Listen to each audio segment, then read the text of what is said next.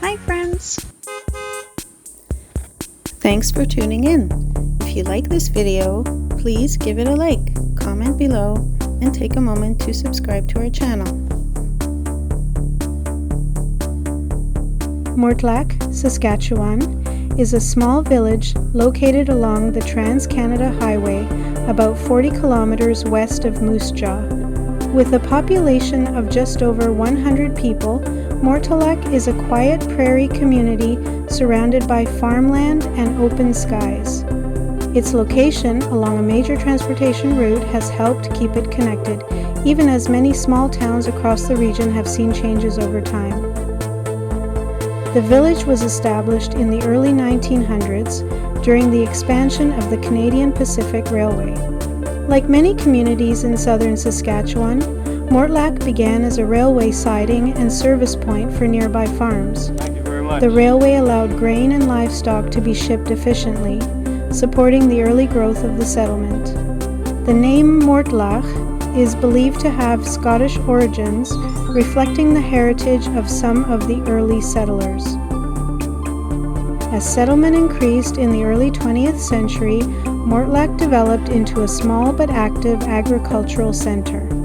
Families built homes, schools, churches, and businesses, creating a stable community despite the challenges of prairie life. Harsh winters, dry conditions, and economic fluctuations tested early residents, but the town persisted and grew through steady agricultural activity. Agriculture remains the foundation of Mortlach's economy. The surrounding land is well suited for growing crops such as wheat, durum, barley, and canola. Over the decades, farming has become more mechanized and efficient, with modern equipment allowing producers to manage larger areas of land.